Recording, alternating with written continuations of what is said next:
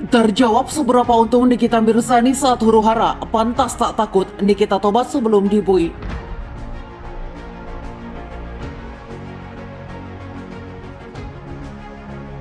Jadi yang namanya lapor itu boleh-boleh saja, ya.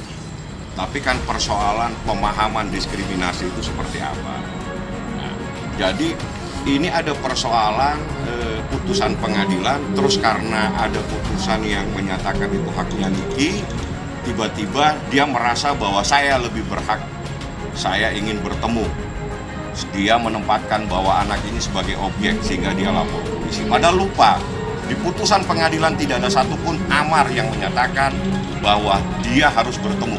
Kita sudah melakukan laporan terhadap dugaan penghinaan profesi advokat melalui media sosial yang dilakukan oleh inisial NM.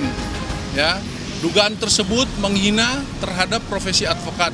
Karena apa?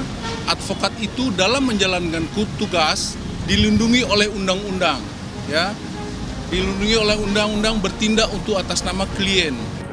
Kami profesional, tentunya ya pasti efek psikologis yang disampaikan kita paham. Namun kalau sampaikan yang bersangkutan menahan atau gitu dan lain sebagainya, nanti saya tapi itu siapa saya siapa. Pasti ini kan proses peradilan pidana biasa. Soal lapor, ada yang melapor, ada yang melaporkan. Jadi sebatas itu aja. Dan kalau dikatakan menerima uang, ya sampai saat ini kita katakan kita profesional, kita nggak ada.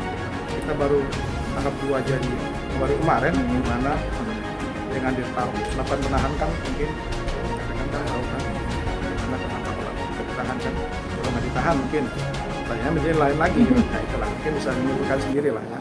Udah biasa dilaporin polisi, ya Allah. Nggak apa-apa, laporin aja. Apa menyikapi?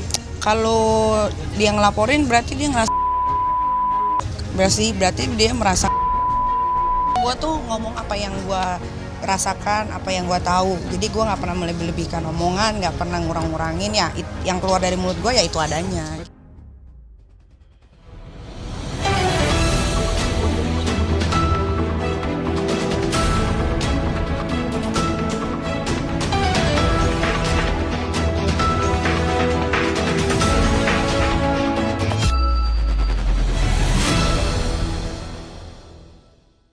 Terjawab seberapa untung Nikita Mirzani saat huru-hara, pantas tak takut Nikita tobat sebelum dibui.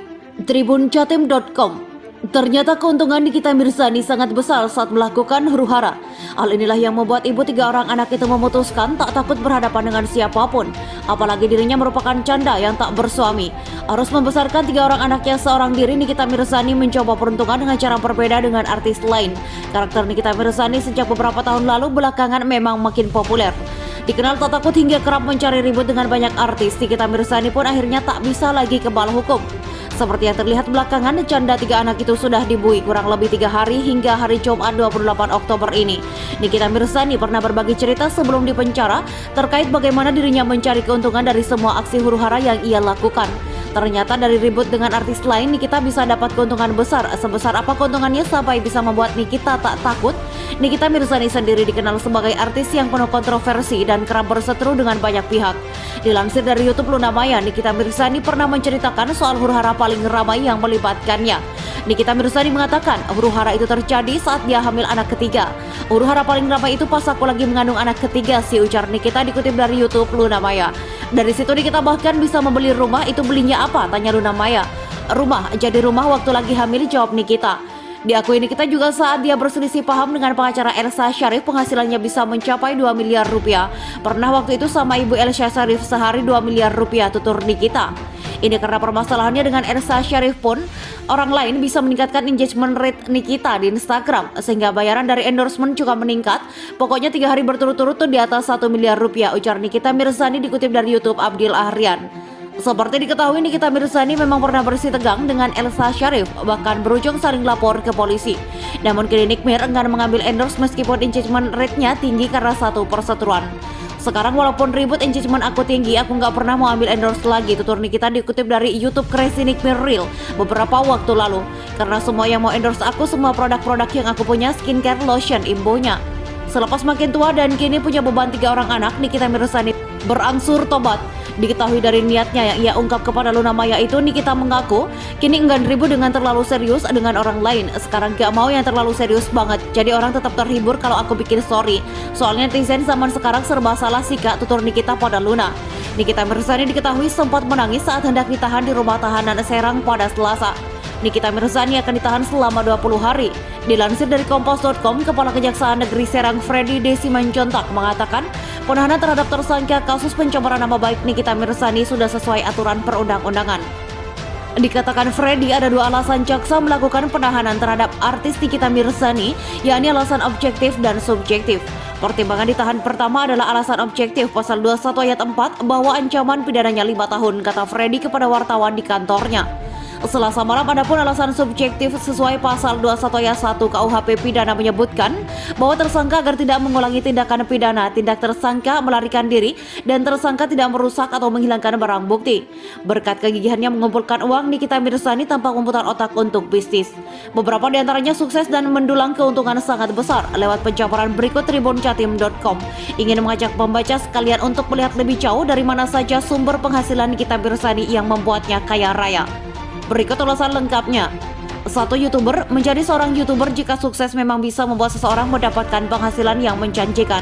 Tak heran jika profesi ini semakin banyak diminati belakangan ini. Bahkan tak sedikit artis tanah air yang juga mencoba peruntungan mereka di platform ini. Sebut saja salah satunya Nikita Mirzani. Penghasilannya sebagai kreator konten cukup menggiurkan. Dari channel YouTube Crazy Nick Merrill bisa sampai 800 juta rupiah per bulan atau 9,8 miliar dalam setahun, kata Nikita Mirzani belum lama ini. Dilihat Tribun Jatim dari informasi pada kanal YouTube-nya, Nikita Mirzani telah bergabung dengan platform itu sejak Mei 2019 lalu dan hingga kini videonya telah ditonton lebih dari 900 juta kali. 2. Jadi bintang film.